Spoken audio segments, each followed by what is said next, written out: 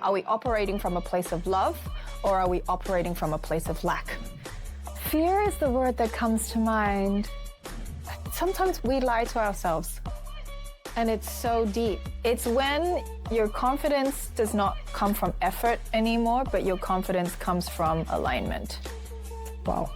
If my confidence comes from effort, it's conscious, it's effortful. You can feel the intensity of that energy when somebody is exerting effort to show you confidence compared to that quiet confidence that comes from alignment. You might make millions of dollars now, but you're broke at the soul. Ooh, wow. Welcome, listeners, to another episode of the Wholehearted Podcast.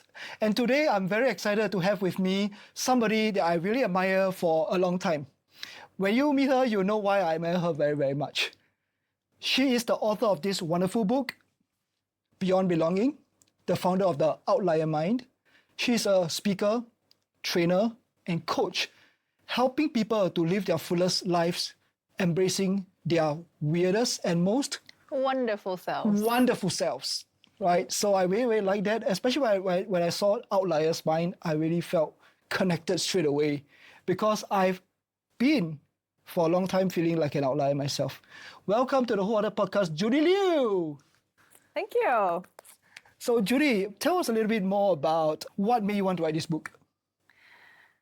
I always grew up feeling like all I wanted to do was fit in, right? I went to about 7 schools by the age of 10 or 12, and every time that I made a new friend, I had to move again, to move countries and move schools. And so it was really the thing, that bugged me the most, or I hated about myself growing up. And what I discovered was, as an adult, it became my greatest strength, and it became something I loved because every organization or leader that I would help, so much of the conversation would revolve around, but I'm not comfortable, but I know what my manager wants of me. I know what the company wants of me. I know what my culture wants. I know what my parents want of me. And it started to raise a little question in my mind of, what is it that holds people so tightly to this need to fulfill other people's expectations? And what would help people even just take a tiny little sidestep to feel like they have some breathing space to find themselves? And over the years, as I've had conversations with people, started to say to me, you should put this down into a book. And so here it is. Here is the book. Yeah. We will be diving deeper into the book in a moment, but let's just ask some typical questions we usually ask our guests when they come on this Wholehearted Podcast. So the first question is, what does being wholehearted mean to you? Being wholehearted is to live from a place of love. I love that. And I always say that we have to keep ourselves in check in, are we operating from a place of love or are we operating from a place of lack? And sometimes we confuse ourselves. Sometimes we even lie to ourselves. If I want to help somebody in my team, am I helping them from a place of love, of I purely want to help them, or am I helping them from a place of lack? Because if I help them and they do well, then I look good. If I can help them, then I show that I am the more knowledgeable one. Right? So that what is ingrained in there is that sense of lack of, I want the other person to see that I am almighty and I have all of the answers, and hence I do it. All right. Or if I am saying something mean to someone, right? We can label that very simply on the surface level, like, oh, that's coming from a place of lack. It may be, right? I might be saying something mean to someone because it makes me feel good. Because I can say that, oh, you don't know how to do that, but you know what? I can. That could be from a place of lack. But I could also say something mean to somebody, or what appears to be mean, from a place of love.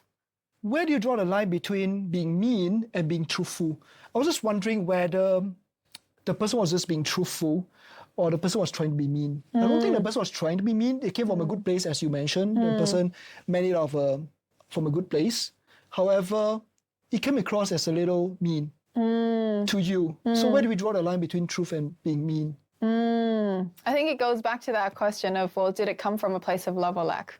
Right? Because I feel like if it came from a place of love, it can be mean, it can hurt people, but people will always know in the end. That's truth then. Yeah, that was because you cared for me.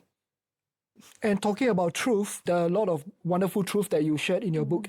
We shall dive into them in a few moments' time. Thank you. That was a very refreshing take on what does wholehearted mean to you, because I've not heard that before from the many, many guests that we have on here. Really, the distinction between where you're coming from, love or lack. So what do you think are some of the obstacles for people living their wholehearted lives? I know that question is almost like your entire book itself, right? But if you can very quickly summarize that, what do you see as some of the top obstacles that people face when it comes to living a wholehearted life? Fear is the word that comes to mind. Fear that we're not doing the right thing. I think of being a leader and maybe I don't want to help that person. I really don't care for them at all. But in my mind, if I were a good leader, then I should do these sort of things. Yeah. And that's a hard distinction to make, right? Because it's like, if I don't say, hey, well done on your anniversary, then that makes me a bad leader. But then when I actually say it, it's not genuine. I don't really, it's not from a place of pure love.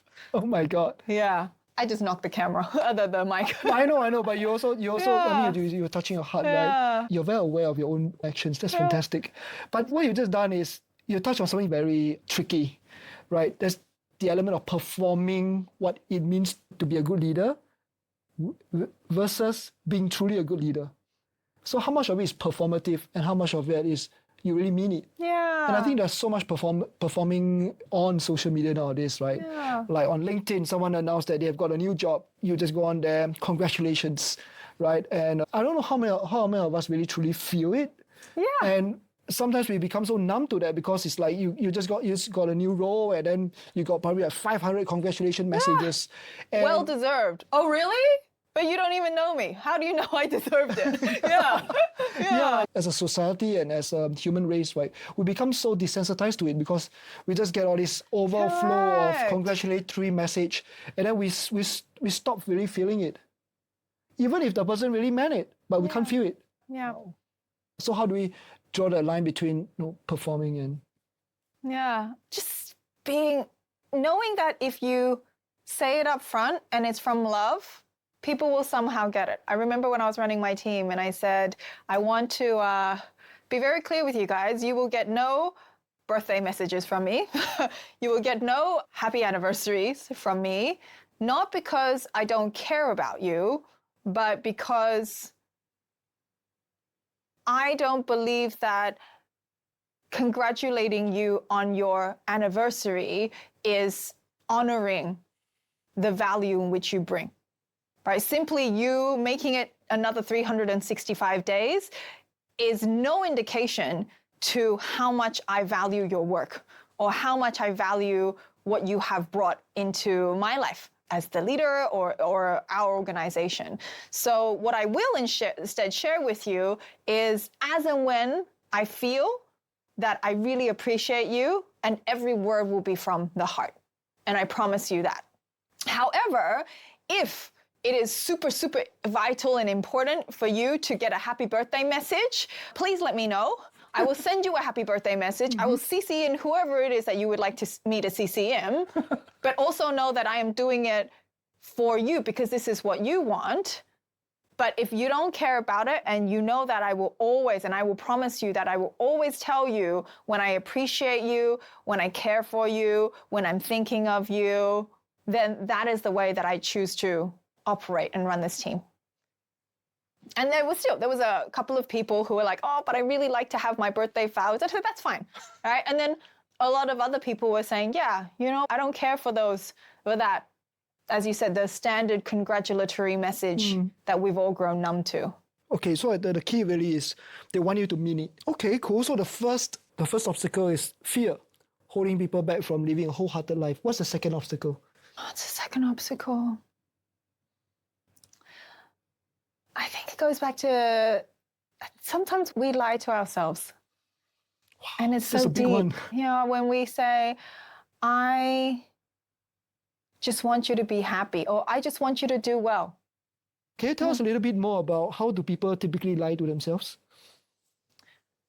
If we think of in a workplace setting, right? I think we start our careers in a good job, we move our way up, and then we say to ourselves, but there's no other way, right? There is no other option. This is the only way that I have to go. Yep. And even when there is something that is calling you very clearly in your heart, like this is not right for you, even when your body responds to it. I was talking to a girl earlier this morning. She said her body felt so sick that she could no longer sit down for longer than 2 hours because her legs would swell up. Oh, wow. So she acknowledges that her body was signaling to her that where you are right now is not okay.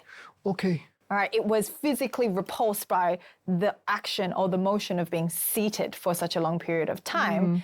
And she actually said it felt like I wanted to vomit whenever I would think about work. Wow. Yeah. And so such strong visceral reactions. But then her next sentence was, but there's no other way. Right. And the more that I had a conversation with her, it was, yes, was financial security important? Yes. But she was also okay if she could take a little breather. She was also okay if she didn't need to work full time. And I think it's only when we take that step back, we ask ourselves, like, how much of this predetermined path is fact? How much of just, I've worked in this industry for the last 15 years, which means that it's impossible for me to change careers. Yep. All right. How much of the market is soft, so I can't get another job, so I have to stick to this job. Hug your job. Job hugging. Yeah. Even when your body, your mind, everything else is repelling it, but there's just this like, and you can see it in people's eyes when they talk. There's this, I call it like the corporate glaze. Corporate glaze. I like You that. know, like they're talking, but you're like, you're not talking wholeheartedly. You're talking head. Yeah, you know what? If I just get the next promotion and then I can have a bigger team, then it's going to give me a lot. And you're like, nah. I totally get it. I get it. It's like lying to ourselves is a strong word, but what I'm hearing is really you have a lot of conflicting narratives. And these almost narratives are kind of like pulling you in different directions. On a good day, you are believing in one narrative. On another day, you believe in another narrative. And very often we kind of like don't actually sit down and ask ourselves, what do we really want? No, it's like, I don't know if you're a generation, but I'm aging myself here, but I grew up listening to this Spice Girl song that goes, tell me what you want. What you really want. You know, so it's like, yes. So I always play that song in my workshops because I always say, tell me what you want, what you really want. Because when I work with my clients, I always ask them this question. And I'm really surprised by how this simple question, right? Tell me what do you really want, would stump many of them because they go through life not really having actually asked themselves that question, or nobody actually even asked that question because people assume that you have to play all certain roles. This is all you do. Yep, exactly. Yeah, it's kind of like sometimes we cannot deny that in our family system, right? We need to play certain roles, right? So maybe we are the more independent one, so we need to take care of other people. Maybe we are more capable. Maybe we are the elder sibling, right? So we end up taking on a lot of responsibilities, and then we almost carry this identity in which you wrote in your book, right? It's like you are the responsible one. And so you kind of go, okay, cool, if I don't do it, no one else will do it. So you do it. So at first you take on this role, take on this task, like, it's okay, it's nothing. It's like, I can do it anyways. It's not a problem. In Chinese we say, 举手之劳罢了, right? It's like, just try it, right? I mean, just do it, right? It's like, it's not a big problem.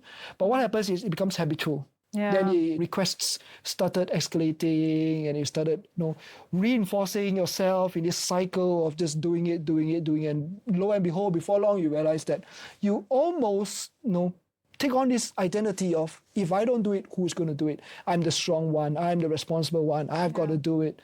And so sometimes we underestimate how this sense of this full identity that we carry really runs our lives. Yeah. And then it gets to a point where that identity, even as it grows, it becomes fact. It becomes our reality that we can't escape from.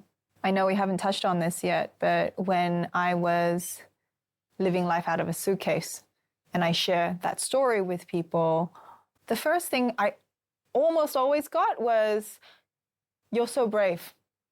I wanted to do that once, but I missed the train."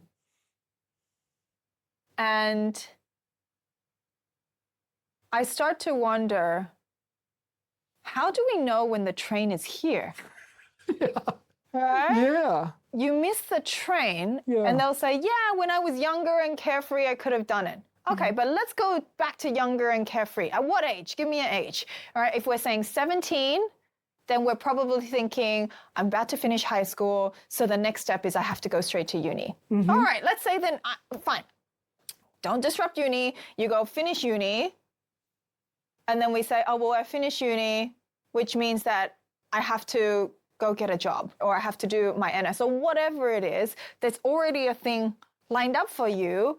So even if you were to go back then, was there ever a moment where you thought, there's a train here, maybe I should get on that train? Yeah, you see, the idea of the train, we miss the train, right? I think you just brought a very good point, right? There's this old visceral idea, okay, the train has just pulled into a station. There's an announcement made, so-and-so train has just arrived at platform so-and-so. If you're heading to so-and-so, take this train. But it's almost like we are waiting for the announcement. We are waiting for permission. And even when there's an announcement, we ignore the announcement and we pretend that it's not there. Like a good opportunity lands and we say, oh, but I can't move overseas because I can't be further away from my parents, or it would be really bad if I disrupt my kids' schooling. And then later on we say we missed the train. So I agree, there are risks to everything that we take, but how many missed trains are you going to say? How many, oh, but I'm too old for that now, are you going to say? I love going to the parks, and sometimes, when you go to the parks and you see the really old aunties in their 70s, 80s, and they're doing like line dancing or something. And you look at them and their brilliance in their smile, their posture, their confidence, above all, they're dancing in front of everyone. Even if they dance terribly, they're like, I don't care. And then, I'm trying to walk past the park and then they're like dancing in front of me, and I'm like, oh, wow, like, that's amazing. And then you go home and you I might say to my mom or someone like, and they'll say, oh, but I'm too old for that. Or you say to someone else, oh, yeah, but that's for young kids. So it's like, how many of these little boxes we have in our mind and we think, oh, we missed that one. Oh, that's for when I was younger. Wow. So many self-limiting barriers, right? So many self-constructed obstacles for ourselves. And then we ask ourselves why we don't live a fullest life. So I want to talk a little bit about how you lived in so many different countries, right? You were born in Taiwan. I was born in the south of Taiwan, Tainan. You grew up in Singapore. You lived in Thailand. You lived in Australia, and also US? No, my husband is from the US, so we spend time in the US. You spend some time in the US. So you live in so many different countries, right? Like, why? Were your parents like always posted abroad, or was your father a military person, or? So no, my dad was working for Acer at the time. Okay. And so he was working in Acer Australia, and we got posted to Thailand. And around high school time, he wanted me to come back and finish high school in Australia so that it would be, closer to the education system there. Ah, okay. So every time you were just about to settle down in a place, you're dislocated. You're like, you're whisked off to a different place again. Yeah. I had this very clear memory of, when they were little kids, they used to have this, you get 2 necklaces, and the 2 necklaces form a heart. And there's a little crack, and you wear half a heart. Aww. And then you give your other half of the heart to your best friend. Yeah. And I remember that so clearly, and looking at it in the shop and saying like, I really want it. I really, really want that. But I also then thought, but I don't have a best friend. Who do I give that other half of the heart to? And when people would talk about my best friend this, my best friend that, we were friends since we were 5, I would always draw a blank because I was like, I don't have anyone like that. And this concept of best friend, it was like this celebrity, like this person that would come in and they would say that they're my best friend, and then we'll be able to wear our little heart pendants together. Yeah, it was really hard as a kid. Did you feel like you were commitment phobic? Like you didn't want to invest too much into a relationship or a friendship, knowing that one day it might just be gone? I believe that was part of my conditioning. So I don't think I ever consciously acknowledged it, but when I look back as an adult, I see it, and I see it super clearly. And my mom always said to me, it's really weird. The biggest difference between you and your brother is your brother's friends, it's the same group that they've known for 20 years. And when they go out, it's the same group altogether. And when I look at your friends, you've known, the people who are closest to you, you've known them for 6 months or, a year or a couple of years at max. I got married last year in Taiwan, and having spent 12 years in Australia, guess how many guests I had from Australia? 0. Not even a single friend. Yeah. Was it because you were a minority in Australia, it's harder to make friends there, or? It was hard because I was Asian. I spoke English fluently, but I was not an ABC. What I think of as an ABC is, American-born Chinese or Australian-born Chinese. I may look Asian, but I am Australian on the inside, right? I my whole culture, everything I believe is Australian, right? But for me, I wasn't that because I spent my formative years in Asia. I was in Thailand until the age of 12, which means I was Asian, but also not in a local Asian type. Yeah. And so when I went to Australia and I was seeing other people that may look like me because they're Asian, but for them, they were still very, very different from me. And perhaps being at that age where, I was a teenager, people were very cliquey in school. I went to a public school when I went back to Australia, which means everyone has gone through the system together since they were 5 years old in kindergarten, and I didn't. And I was reminded by a friend in high school that I once said to my friends at that time, you are all my temporary friends. And the moment that I can leave this place, I will be leaving. So let's just enjoy the time that we have together right now. I think about it and I'm like, what a bizarre thing to say for a little kid. But I did. Not that we want to pathologize everything, right? I mean, we don't want to over-pathologize things, but it sounds like a bit of a anxious attachment kind of thing to say, kind of like, we are friends for a while it lasts, but like we gone tomorrow, right? So don't invest too much in it. I'm not so sure if I want to invest too much in it. Was it the case, or it's kind of like, you're saying it out of a sense of fear? Yeah, so I think that kind of goes back to that point of lack of love. Yeah. And I think when I said it back then, it came from a lack. It came from fear of loss. It came from a fear that the people that I care deeply for and I invest heavily in will one day leave me. And so I keep them at a distance. And I never really, if there were groups of girls, I was always the odd one out. And then there would be the group there. And I'd come and hang out once in a while, but I always kept a healthy distance. I remember in university, I attended no social events.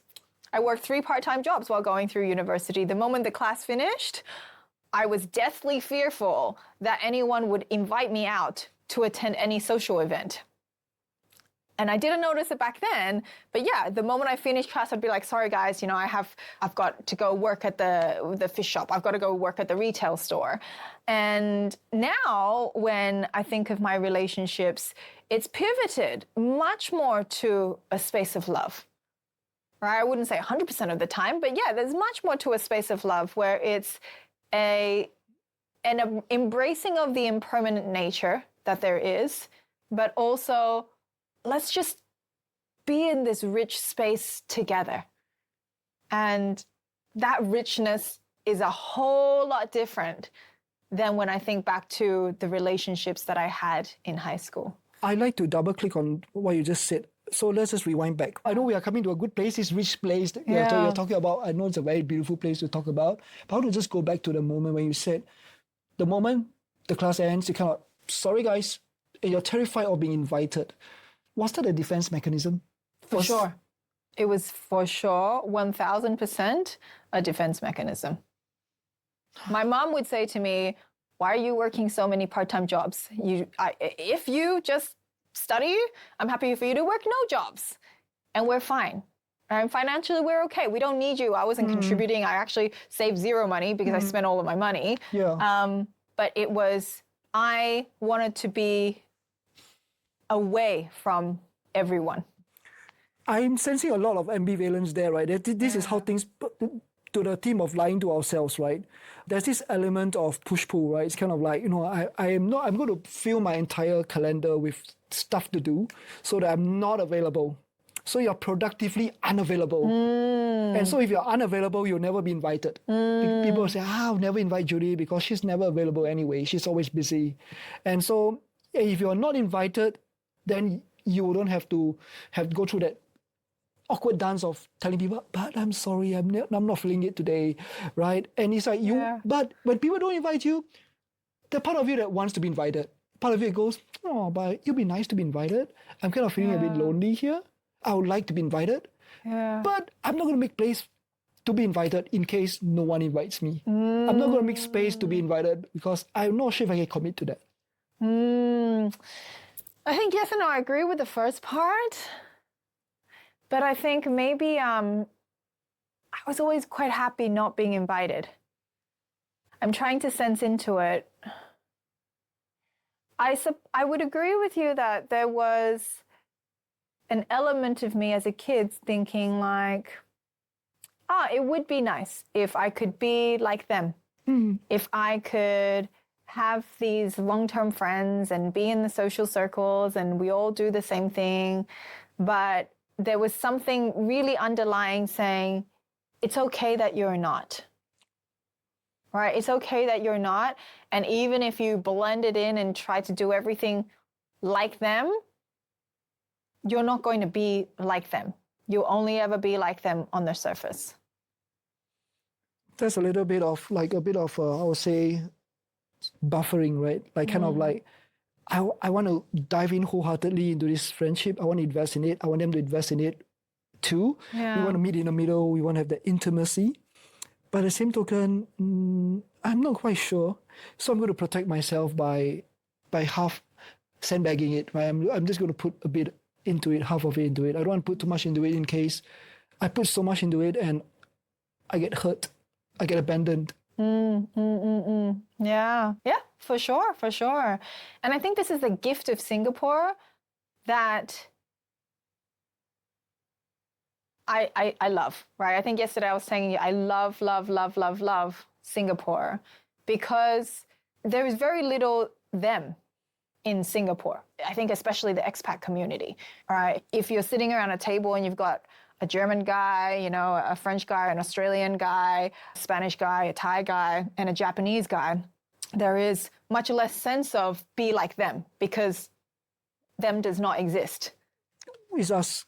Yeah. So I show up as myself more comfortably because the dynamics is naturally more fragmented than homogenous. I like that. I like that.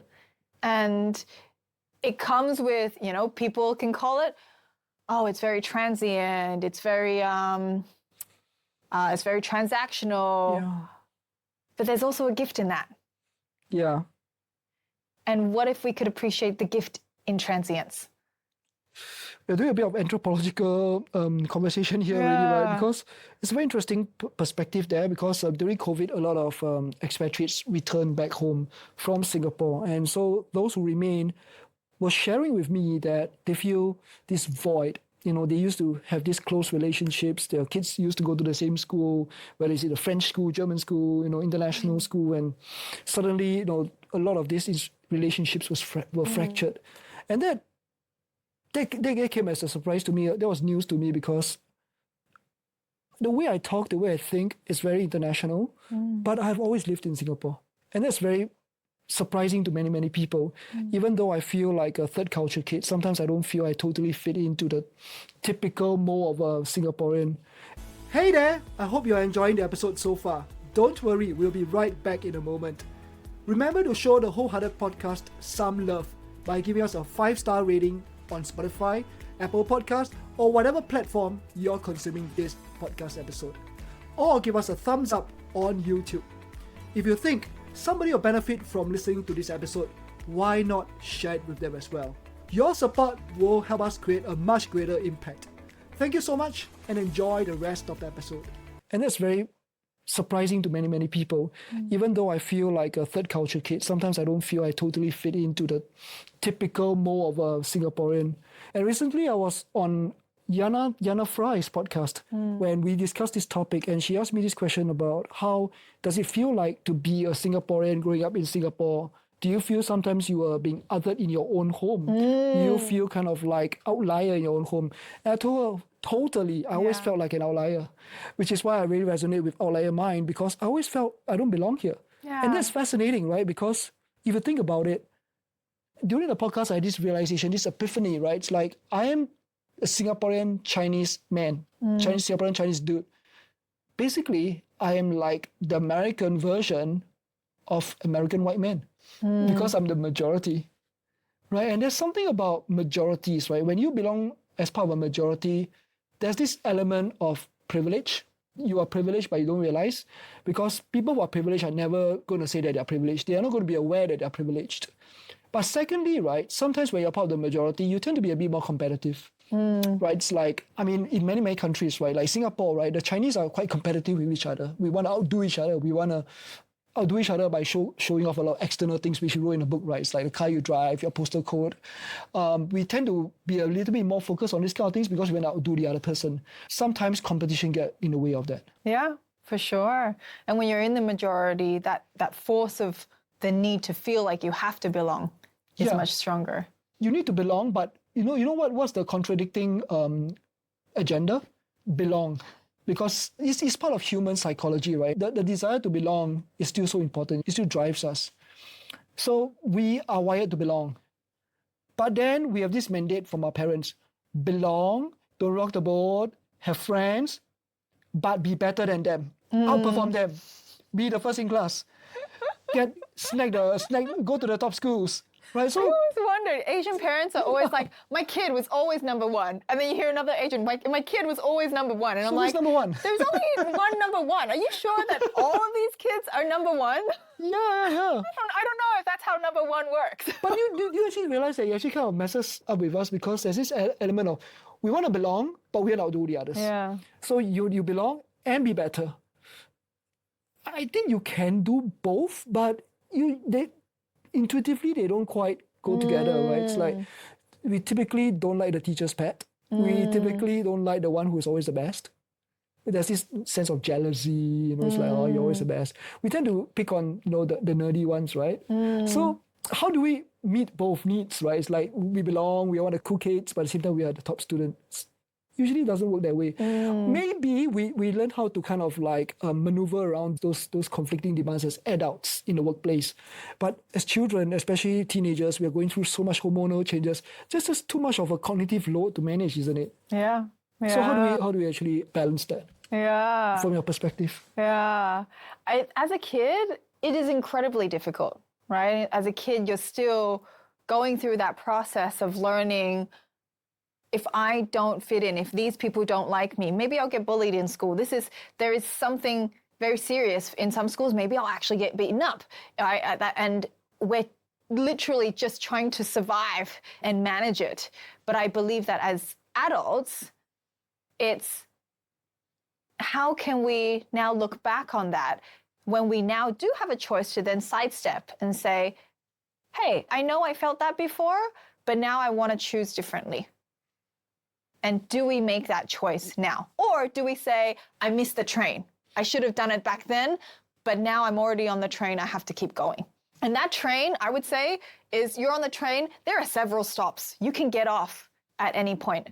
And some kids, if they have very high level of awareness, maybe they do get off early. Right? And you do see those kids sometimes. They're the oddball kid who but just really doesn't care. Like, you can throw things at him, you can say things to him, and he's like, okay. Right? And he just does his own thing. And at some point, you're like, oh, he just really enjoys being himself. is that a function of confidence? Is that a function of defiance? Or is that a function of, sanguine? You're just so sanguine, like, you couldn't be bothered, right? Like, to use, I know it's not very family-friendly word to use, but to quote Mark Manson, the subtle art of not giving a F, right? It's like there's only this limited you can give, right? So it's like, when does a person reach that stage where they kind of go like, you know what, I'm just not going to care? When did you reach that stage? Yeah. It's when your confidence does not come from effort anymore, but your confidence comes from alignment. Doesn't come from effort, but alignment. I like that. Tell me more. Right? If my confidence comes from effort, it's conscious, and I have to, hi, how are you? Oh yeah, you do that? Well, I do this. Oh, you do that? It's effortful. Yeah. And you can feel the intensity of that energy when somebody is exerting effort. Yep. To show you confidence. Yep. And they'll say, oh, I'm a very assertive person. I'm a very, and you're like, okay, like, yeah, good for you. You're performing assertiveness. Yeah, you're performing assertiveness. Compared to that quiet confidence that comes from alignment, that comes from, yeah, I do that. Right? You don't like it? I hear you. I understand that. So where do we come to that point of alignment, right? Where do we come to that point of clarity? Because in my mind, it seems like a journey, right? I'm not a fan of faking it till you're making it, but I'm a believer of sometimes, you need to make an effort. Because when you are trying something for the first time, you're not smooth. You are clumsy. And if you're not used to being assertive, the first time you actually say no to something, it's going to feel very awkward. And you might sometimes get guilt-tripped by people into saying yes eventually. Yeah. So there's this element of, first of all, efforting, right? Because you're kind of like a bit clumsy.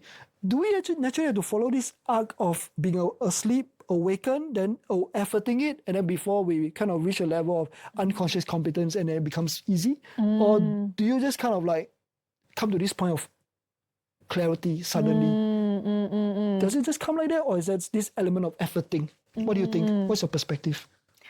What was the reason for the efforting in the first place?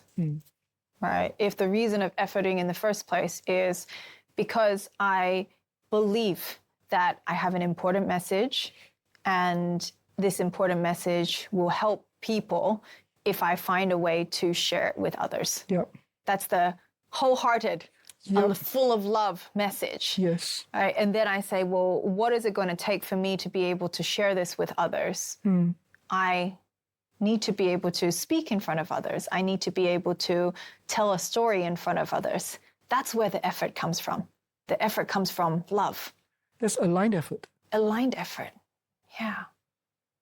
But if the effort comes from, because this is how everyone does it, so I have to do it like that. Yeah.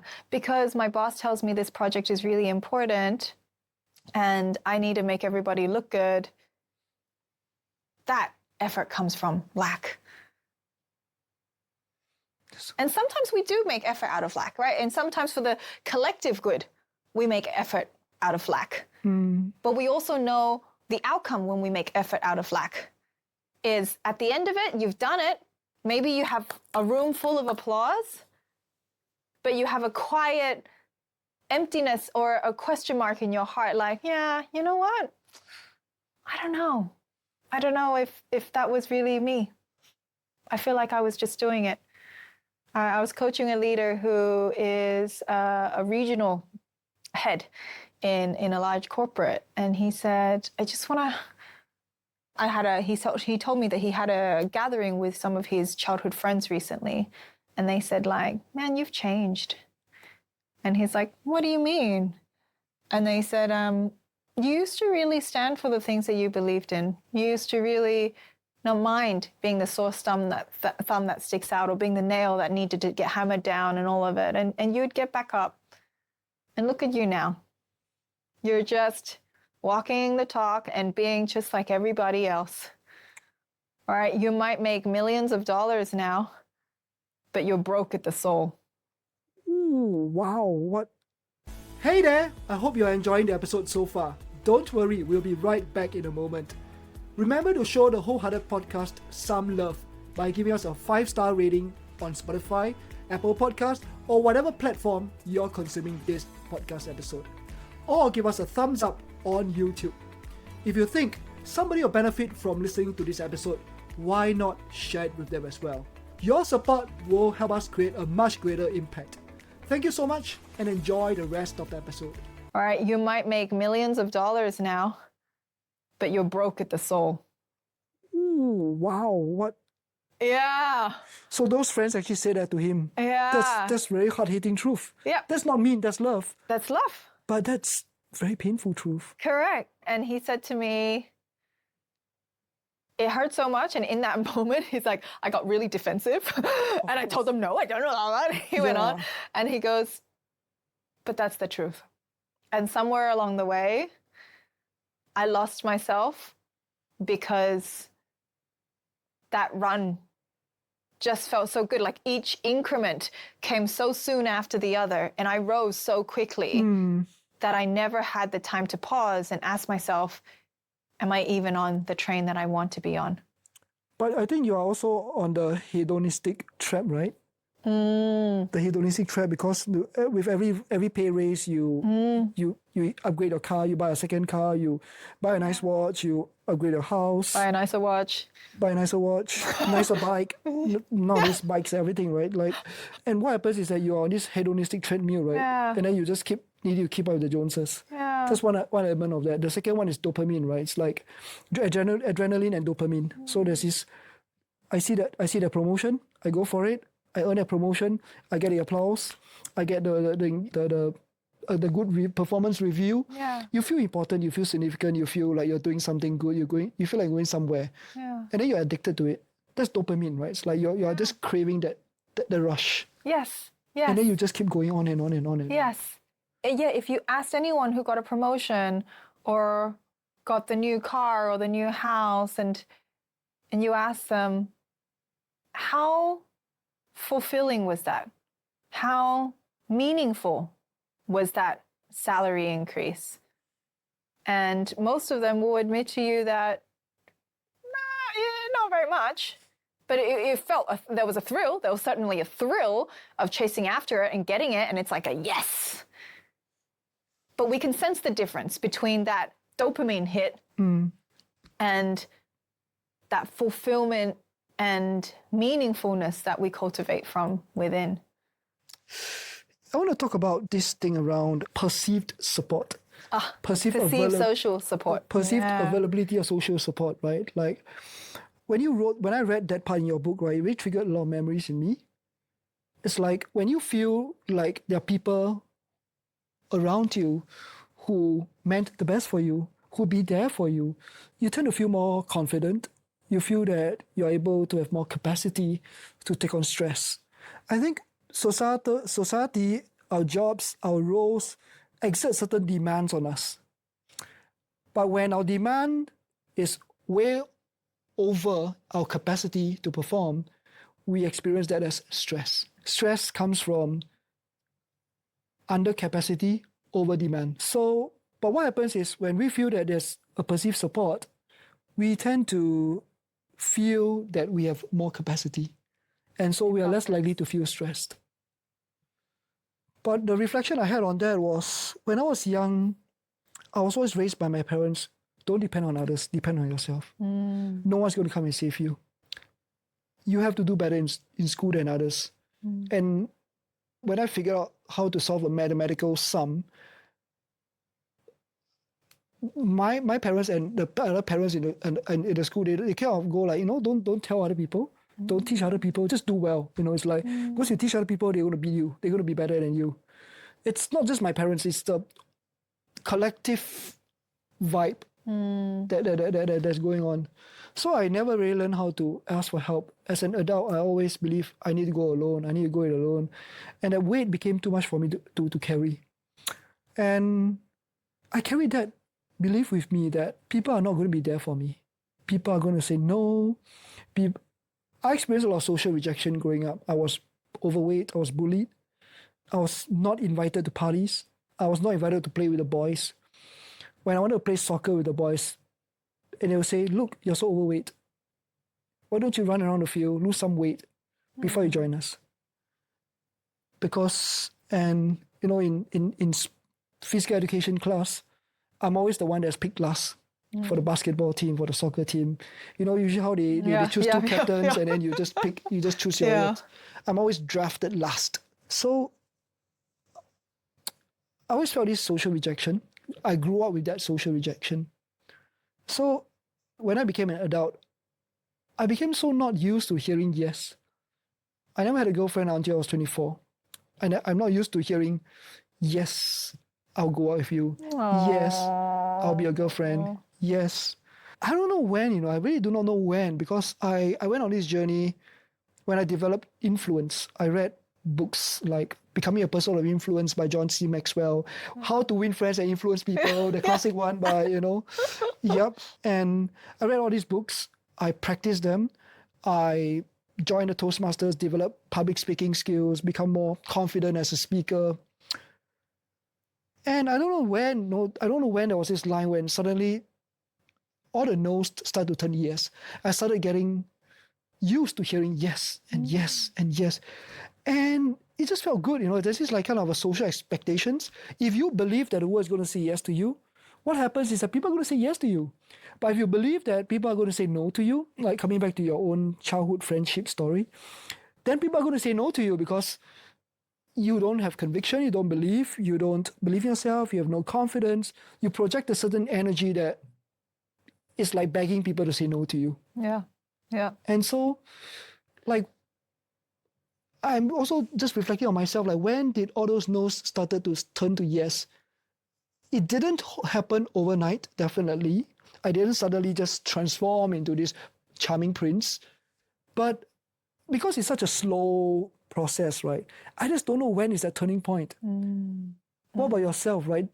As you go through your own journey, and now you're a successful speaker, you're married, you talk about you're able to have healthy relationships with people around you. What was the turning point for you? 2018. 2018. Yeah. I was in a deep state of depression where I woke up every morning feeling like there was a cloud over my head. And I felt no emotion. I didn't feel happy. I didn't feel sad. And I felt that there was nothing that anyone could do right that could make my life better. And I said to myself numerous times, if there was a button here that you could just press and it would be like, game over, and then you could just skip into the next life, I would press it, 100%. And at that time, I went to resign from my job because I didn't know what I wanted, but all I knew was I don't want this anymore. Every conversation that I had with someone, I painted it with a negative view, right? They gave me a work project and said, hey, Judy, we're going for this award. You write really well. How about you write for this award? And my instinctive thought was, what are they trying to trick me into? Right? They're trying to trick me. They're trying to lie to me. Is it because we're not recruiting well enough? Is there something wrong? And then now it's like their evil plan of trying to get me to do work that they don't want to do. So my whole world was painted like that. And so even before there was a yes or a no, it was like there is deceit, there is mistrust. And when I went to resign, I had amazing bosses. They convinced me to go on a sabbatical instead. And it was during that period that I got into meditation, that I had this real calling in me, which was, Judy, if you want to run, you can run.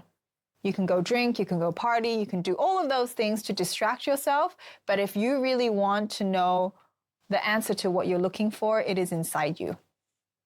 And through that process, long story short, I came out realizing that the world inside of us is a direct reflection of the world that is outside of us. And the purpose of this life is to have the world outside of us look like the world of what we feel inside. All right, to feel the values that we feel projected outside. All right, if I feel like this person is kind and I smile to them, they will be kind. And the more that you start doing it, you realize, wow, this world is a pretty amazing place. And how we could so easily paint it in just black and red. Wow. So there's an element of awakening, Yeah. but there's also this element of reclaiming your agency. Yeah. Locus of control, right? Yeah. Yeah. So you're this awakening, and you're functioning from a place of fear. Why was that the case? Did you grow up in a war-torn country? Did you suffer a lot when you were growing up? Like, what was the source of this, fear? I think fear, I think anger, and I think mistrust. It would be a combination of always feeling like there was never enough. Right? I think it was Jack Ma who said like, at any given time, there is an infinite opportunity to make money. And yet people always think about like market share, right? I have to take market share off somebody else. But he's like, even when the market is saturated, there is still an infinite amount of ways to make money. And that transition of how we see the world changes everything. Thank you. In your book, you talk about this tension between harmony and expression, and I really want to double click on that.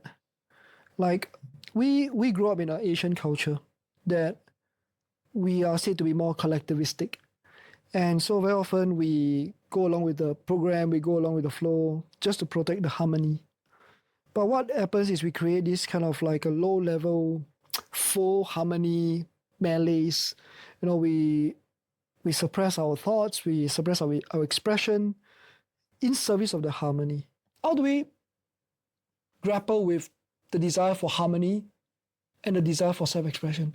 Beautiful thought. Beautiful thought. We need to ask ourselves, what is the harmony for? Are we creating harmony because that is the way that we do it, right? Or traditionally that is the right way? And whenever I hear the word right and I hear the word wrong, I kind of go into that and I'm like, oh, tell me more. Yeah. Where did this right come from? Yes. Or we can't talk about death with the elderly because it's wrong. That would create disharmony. That would create tension. But then you can ask that question of, it is wrong according to who? And it is wrong because why? And if we start going in down that process of inquiry, we can then really determine for ourselves, is the love that I'm trying to bring into this space created through harmony, or is it created through tension? If I see my grandfather who is aging and I feel for him and I want him to feel my love for him, and I'm curious if he feels scared or alone because he's now losing all of the things that he once stood for as this very powerful man, then that naturally comes with a space of tension because you're talking about something that he's never spoken about. Yep. And actually, me keeping the harmony, and I can feel that underlying discomfort where I don't want to talk about it, you don't want to talk about it. But it's there. But it's there. It's there. All right. But then there are also instances where harmony is very serviceful, and harmony is actually the way that for us to express love to one another. And I think that's the question that we have to ask ourselves, rather than taking it as harmony is wrong in this instance and harmony is right in this instance. For example, I remember one of my bosses once told me, this is probably one of the most hurtful things that I've heard, but it came from a place of love. He said to me, Judy, I think that you're struggling to build relationships with this particular stakeholder because she is jealous of you, because you have better relationships with her stakeholders that she's trying to build relationships with. And so when she sees you having such great relationships with them, it will make her like you less. Wow. Right? So how about next time these people come to town or in the office, go somewhere else and don't talk to them. Exactly.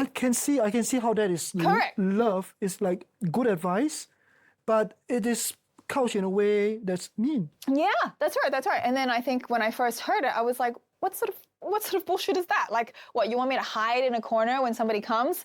And even when I shared that piece of advice onto somebody else, they were like, oh no, that person definitely should not have said that to you. That's wrong. And and we rule that out as wrong. But I think what I was missing, and not what I was missing, but what I chose to not see was the love that was in it. They didn't have to say that to me. Yeah. It's something that could get them into a lot of trouble if I had brought it up with HR or taken it somewhere else. But that was the perspective that was really loving and from a place that I couldn't see. It was from a perspective that I couldn't see. And if you ask me what was one of the best advice or the most loved I felt, was probably in hindsight how I felt towards that boss. Yeah. So it's contextual. When you see, it's like contextual. What is the harmony in service of? What's the expression in service of? Correct. Yeah. Right. And there are many times I remember, and even now I would say, where I go down the line of expression, but out of a place of lack, because I just want to poke at someone who I know is going to feel uncomfortable with this expression. You're just trying to be an outlier. Annoying. Yes. Annoying. You're just trying to be a rebel without a cause. Exactly. Where I serve no purpose. And in my head, I'm like, Judy, you actually really don't care about what you are saying right now. You just know that it's making that person feel really uncomfortable, and then you're delighted that they're uncomfortable. And then I'm like, oh, I'm sorry, I'm just expressing my opinion. Ooh. And I think that's where we have to ask ourselves, and only we would know the answer to that. Yeah, it's like, but you mentioned this word, right? Just now, I love this word, inquiry. It's not enquiry.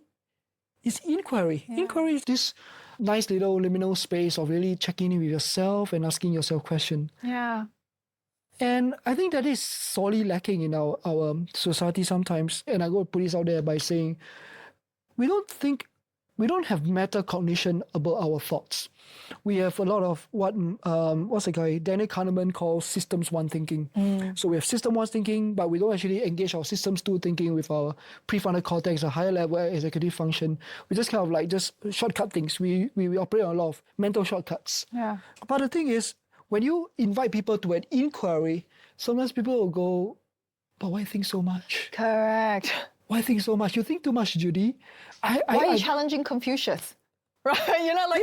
Confucius, just sit down. It's just like this. Just do it, right? It's like this is the filial thing to do. This is the right thing to do. This is the way things should be. And so sometimes people don't think too much about that. And I put it down to lazy thinking. But I often get accused of you think too much. 你想太多了. So how do you square with that? Because I'm with you on that. I'm always gently probing people to inquire. Because if we inquire, this is the seed of innovation. That's the seed of self-expression, self-knowledge, self-awareness, self-acceptance, self-compassion. But we don't actually know that. Then what happens is that we are just acting autopilot. Yeah. And then we then judge ourselves based on the standards of this autopilot, and then we shame ourselves into it and then go that, oh, we don't measure up, we don't belong. I mean, we don't, not to belong, but maybe we don't measure up, we are not good enough by these standards that some other people set for us. So my question is this: how then do you inquire? How then do you invite people to inquire without shaming them? Okay. It goes back again, I think, to, does the inquiry come from a place of love or a place of lack? Does the inquiry come from, because I know that this is something that you could really benefit from? And if that is the case, then that purity of love is a detached love, which means I can invite you to inquire, but if you choose to or you choose not to, that's entirely up to you. And I honor and I respect you as a being and you in terms of the timing of your life.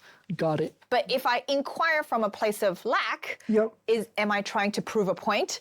Am I trying to share that I think more than you and I'm deeper than you? Oh, okay. Right? I get it. or you're so basic. Just so superficial. Yeah, you're so superficial. Look at me. I'm so, yeah. That's different, right? Because I think it's like pure love. Anything is a detached love. Love it. Yeah. It's a love where I put this on the table, and if you want to take it, you take it. And if you don't want to take it, I honor you and I respect you for that. That's beautiful. That's beautiful. Yeah. That's really goes to Harvard professor Edgar Schein. He wrote a book called Humble Inquiry. And so that's when because I'm also appreciative inquiry trained, right? So the word inquiry means a lot to me. And I think the word is also humble inquiry. Not really just inquiring because I think so much, right? My Gallup strengths, right, is like ideation number 2, intellection number 6. I think a lot. 我就是想很多. But the thing is really that humble invitation to inquire. And people are not ready for that, right? It's just that level. I think what I'm getting is meeting people where they are at. Yeah. At the level, they're not ready for that. And if I sense frustration because they are not responding, then that is an indication to us that we're making it about me. And we're actually not in a purity of love. Nice. Honoring the space in that person. That's so beautiful. Yeah. Our conversation was very delightful. We were taking a lot of different turns, and I never expected this. I want to just change track a little bit and talk about creativity. Yes. Because I see you as a very creative person, right? You bring a lot of art. Right? You're an artist yourself. My question to you is, in your book, you wrote about how children's creativity plummet when they reach adulthood. Why do people lose their creativity? Yeah. I mentioned a story in this book about this little kid I tutored when I was a kid. And at the end of the session, he said to me, Judy, he was Greek. And he is Greek. He's not was Greek. And he said to me, Judy, can I ask you a question? And I was like, yes, of course, honey. Right? And his mom is like, yes, ask Judy a question. And then he goes, he must have been about 8. He goes, you know your type of people, right? And then his mom's face was like, what the? And then she starts like nudging him.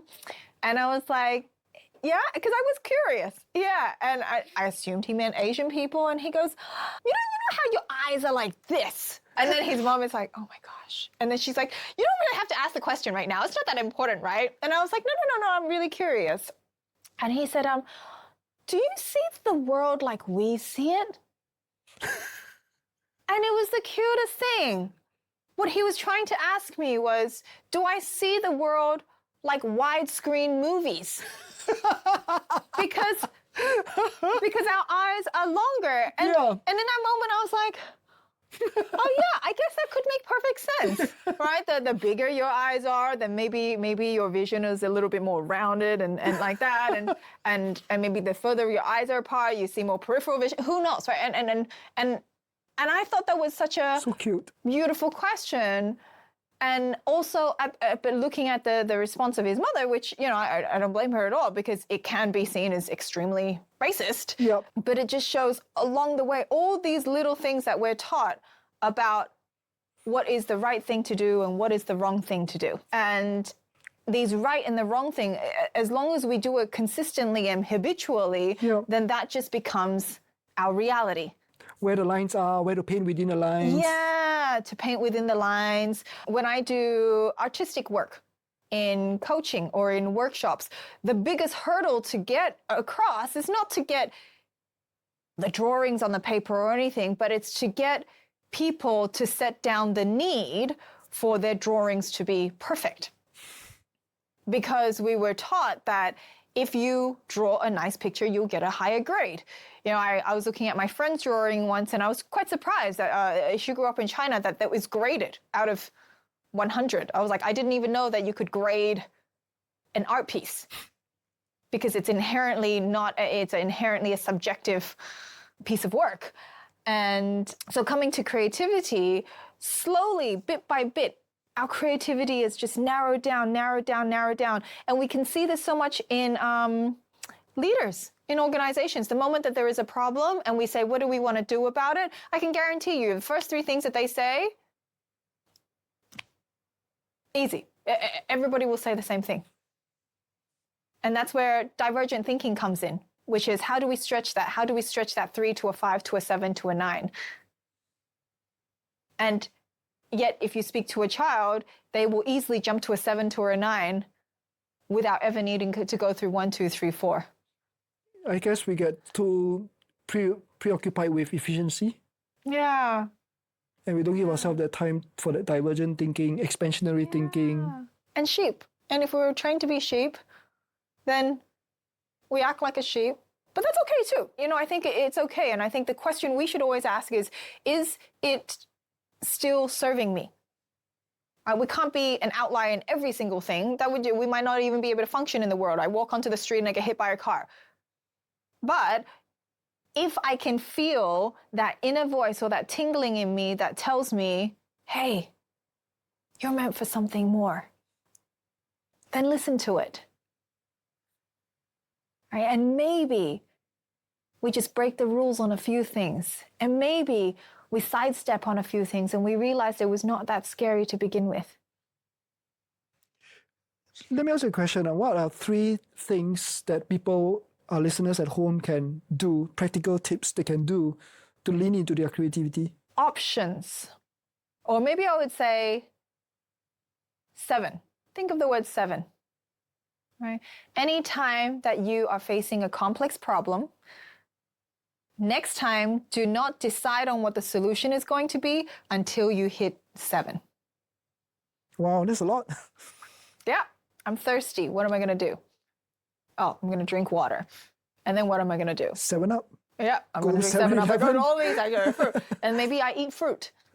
That's a good one, yeah. Or maybe I go out and I wait for it to rain and I go like this. You know, I don't know. All right. That'd be weird. Yeah. Yeah, but people will look at you weird? weird, right? Yeah. Yeah. Or maybe I get an IV drip. Oh, yeah. Not a very good option, but that's an option. But it's possible, right? There's and if an we're option. talking about creativity, it's how do we stretch our minds in directions that we haven't thought about before. Okay. The first tip, think about 7. Second tip? Second tip is play. Play. I say play. Yeah. Play. Think of the wildest idea. If we think of a fork and we ask ourselves, you know, what can you do with a fork? We go like eat food, blah, blah, blah. But maybe if you ask the reverse question, what can you not do with a fork? That's a good question. And all of a sudden, all of these new creative ideas come to you. Yeah. Because your mind is associating fork and then all the things that we can't not do, but then you're imagining you actually doing those things with the fork. Yeah, suddenly I start to think of all the weird things that I'll be doing with the fork. Correct. Yeah. And some might not be okay for viewers to listen to. Yeah, that's not very good thing as well. Yeah. But exactly. So play. Play around with the weird and wonderful. Ask yourself a reverse question. Nice. And the weirder it sounds, cool. That means you're getting closer to an answer that is outside the realm of what most people are going to think about. Fantastic. Yeah. Love it. Okay, cool. Let's wrap it up with some quick 5 questions. Are you ready? Sure. Right. What's the most powerful question you have ever been asked before? Oh, what is your relationship with your anger? Wow. Yeah. I don't detect any anger in you. You must have done a lot of inner work on that. Yeah. That was why the question was asked. Because it's a very nuanced thing for me to sense. Who is a mentor or supporter who has made the biggest difference in your life? Ooh. There is this monk. His name is Master Xuanhua. He has passed away now, but he has a statement which is, "From emptiness I came, and to emptiness I return." And it's a constant reminder for me that nothing really matters. We're all dying, and we're leaving nothing behind. So powerful. Again, to the word detachment that you mentioned. Yeah. What's one of the most courageous things you have done in your life that's made all the difference? In 2022, when I gave away 90% of everything I owned. Wow. Yeah. Marie Kondo. Marie Kondo. I had people come over and I said, anything that you see you like, you take. They took my furniture, my bags, my shoes, and I packed my life, the remaining of my life, into 3 little IKEA boxes, and I lived life out of a suitcase. I couch surfed. I lived between hotels and people's houses, strangers' houses, and I did that for 2.5 years while being the head of learning at Hayes. Wow. Yeah. And it showed me that the scariest places that people shun you for and will tell you that no one will respect you if you did that, no one will like you, people will think that you're a weirdo. That is the coolest place to hang out because nobody else is there.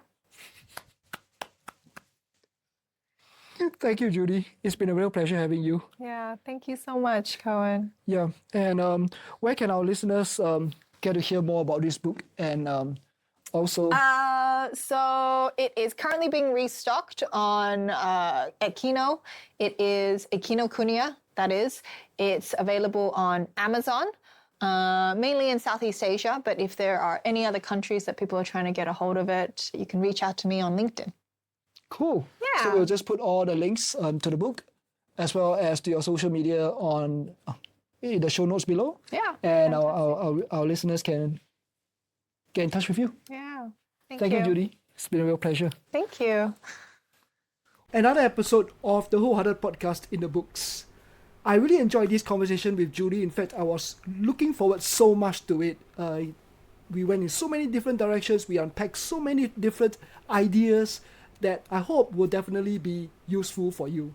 And as I reflect on our conversation, I felt that there was a very, very powerful message in there. And that is, wholeheartedness is coming from a place of love, not a place of lack. And very often, we operate from a place of lack unconsciously because we have certain sense of fear of not being good enough, fear of not having enough, fear of the future, fear of the unknown. And if we are able to lean into that fear, acknowledge that fear, and overcome that fear, then we can, as Judy says, lean in to come from a place of love. And then we will have that courage to take actions, to go after our dreams, to not postpone our dreams until we miss the train. And I think that really was the most powerful message. There was a lot more I could really dive into because that's how deep Judy's book is and how deep an impact it has had on me. However, we didn't have the time to go there, and that was my only regret. Perhaps, maybe we should have a second episode with Judy sometime in the future. And if you like that, you can also let me know in the comments or write to me and let me know, hey, we really love Judy's episode and we'd like to have more of Judy. But meanwhile, I hope you really enjoyed this episode. Till the next episode, stay wholehearted. If you have enjoyed the show as much as I have creating it for you, I really appreciate if you can leave me a review wherever you're listening to this episode. And while you're there, why not subscribe so you will not miss a future episode? I'm on a mission to help people who have been told that they are too much, too sensitive, or too different reclaim their true voice and turn their lived experience into strength, clarity, and influence. If today's conversation stirred something in you, don't ignore it. That's your wisdom knocking. If you're a leader of a team or an organization ready to move beyond surface level performance and into wholehearted impact, I'd love to work with you. Invite me to speak, get coached, or explore how you can unleash your strengths and lead with courage, depth, and humanity. Till the next time, stay curious, stay brave, and stay wholehearted.